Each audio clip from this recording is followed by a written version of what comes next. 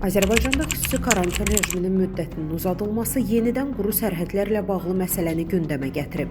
Əksəriyyət sərhədlərin bayram ərəfəsində və ya 2026-cı ilin əvvəlində açılacağını gözləsə də, rəsmi qərar fərqli oldu.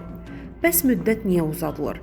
1 aprelədək və ya ondan sonraki dövrdə quru sərhədlərin açılması mümkündürmü? Qlobal İnfoaza danışan Milli Məclisin Müdafiə, Təhlükəsizlik və Korrupsiya ilə Mübarizə Komitəsinin üzvü Elman Məmmədov deyib ki, quru sərhədlərin bağlı qalmasının ciddi səbəbləri var.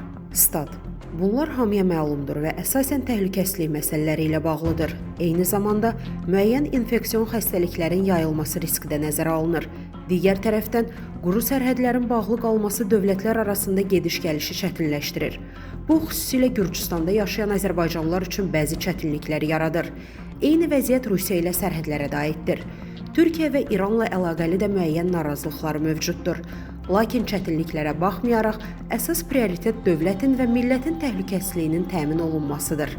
Deputat bildirib ki, quru sərhədlərin qapalı qalması dövlət əhəmiyyətli məsələlərdən qaynaqlanır. Təhlükəsizlik amili həmişə birinci planda saxlanılmalıdır.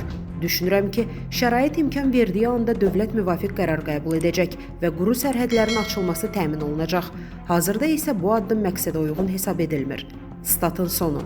Qeyd edək ki, ölkə ərazisində xüsusi karantin rejiminin müddəti 2026-cı il 1 aprel saat 06:00-dək uzadılıb. Əziz izləyicilər, xəbərlərdən məlumat əldə etmək üçün kanalımıza abunə ola bilərsiniz.